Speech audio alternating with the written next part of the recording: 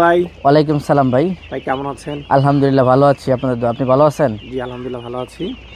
ভাই বেশ সুন্দর হাঁসের বাচ্চা দেখতে পাচ্ছি, এগুলো কি জাতের হাঁসের বাচ্চা? এখানে যে বাচ্চাটা রয়েছে এটা হচ্ছে অরিজিনাল কাকি ক্যাম্বেল এবং এক গ্রেড জাতের হাঁস। বাচ্চার বয়স হচ্ছে 25 দিন বয়স। 25 দিন।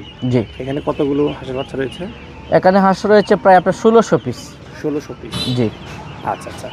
এই যে এখানে প্রায় আপনার, ঠিক আছে, এই যে এখানে প্রায় 1600 হাঁসের বাচ্চা রয়েছে, এগুলো মূলত আপনারা কি জন্য লালন পালন করতেছেন? এগুলা আসলে যেহেতু আমাদের সামনে শীত সময় চলে এসেছে, যারা প্রান্তিক কামারি আছে এবং যারা নতুন উদ্যোক্তা আছে, যারা ব্রুডিং করতে সমস্যার সম্মুখীন হয়ে যায় এবং প্রথম ভ্যাকসিনটা দিতে যাদের সমস্যা হয়, আমরা তাদের জন্যই কিন্তু এগুলা বাচ্চা প্রস্তুত করেছি। একটা ভ্যাকসিন দেওয়া আছে, ডাক প্লেগের প্রথম ভ্যাকসিন ডোজটা দেওয়া আছে। আচ্ছা, তাহলে হচ্ছে মূলত নতুন খামারিদের উদ্দেশ্যে আপনারা এই বাচ্চাগুলো প্রস্তুত করতেছেন। হ্যাঁ, আমরা যারা নতুন উদ্যোক্তা আছে তাদের জন্য এটা প্রস্তুত করতেছি, যাতে তাদের কোনো সমস্যার সম্মুখীন না হতে হয়। ব্রুডিংয়ের ক্ষেত্রে যদি বাচ্চা মারা যায়, সেই জিনিসটা যাতে না হয় তাদের জন্য আর কি।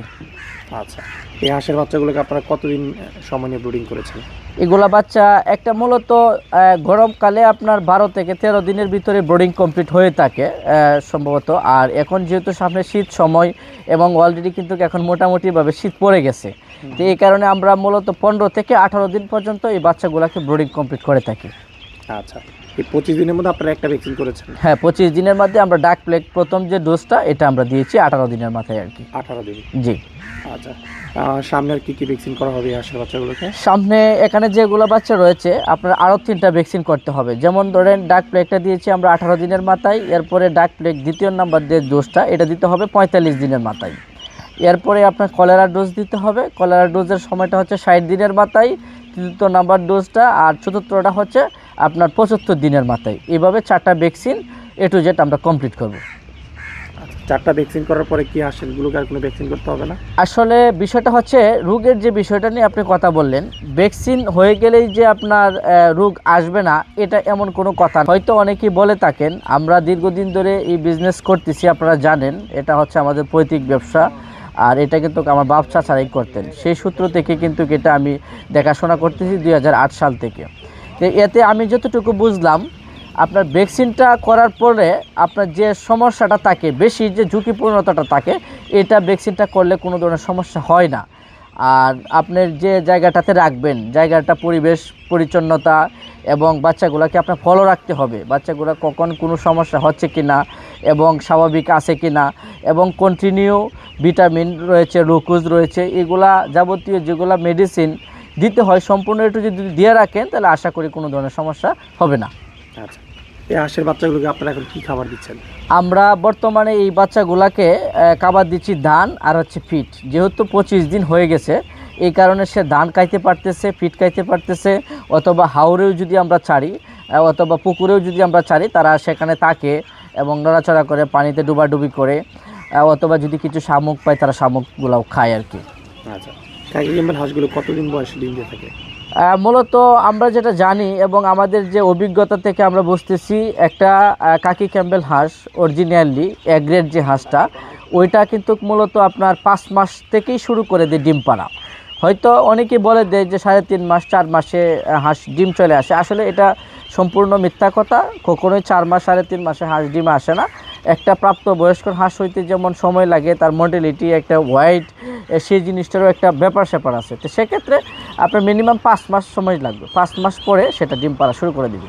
আচ্ছা, কতদিন ডিম পাওয়া যায় হাঁস থেকে?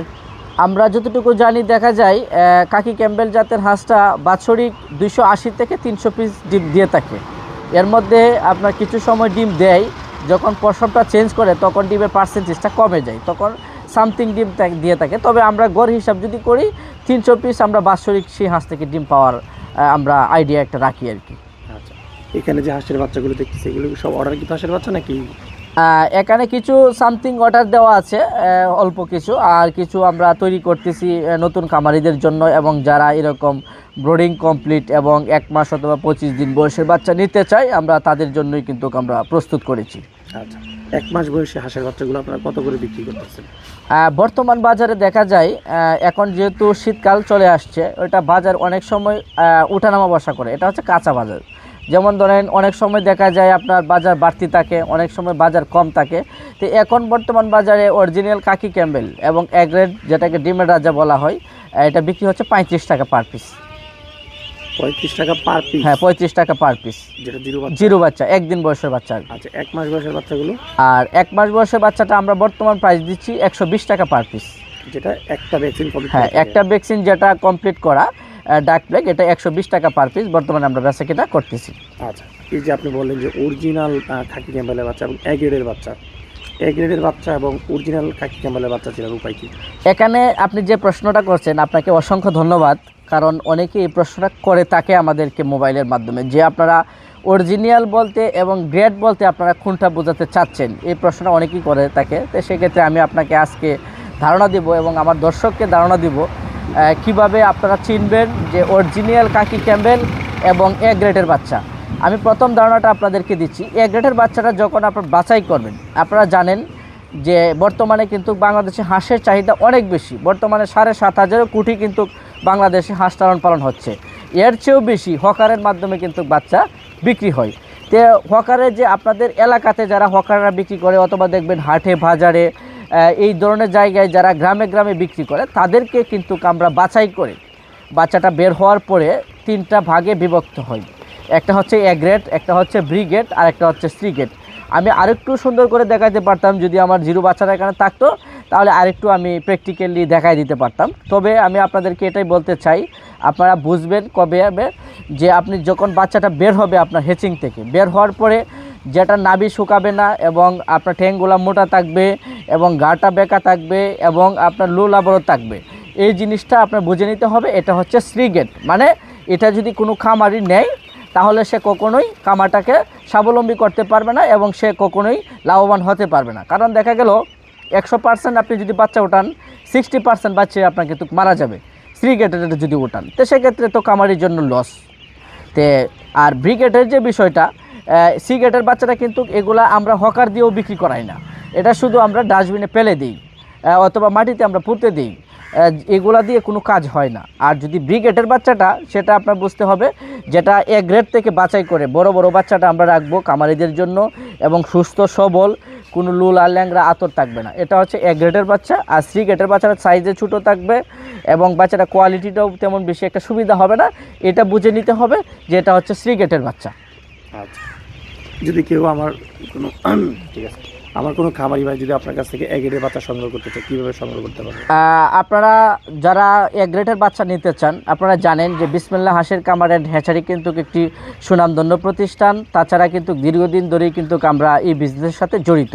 আপনারা যারা এ গ্রেডের বাচ্চা নিতে চান, অবশ্যই প্রয়োজনে আমাদের খামারে আসবেন, আয়সা দেখবেন আমাদের কিভাবে বাচ্চা উৎপাদন হয় এবং আমরা কিভাবে বাচ্চাটা বের করে থাকি এবং আমরা বাচ্চাটা কীভাবে বাছাই করে থাকি। প্রয়োজনে আমাদের কাছে কিন্তু 2 থেকে 3 দিন পর পরই কিন্তু 30,000 35,000 বাচ্চা বের হয় আমাদের হেচিং থেকে।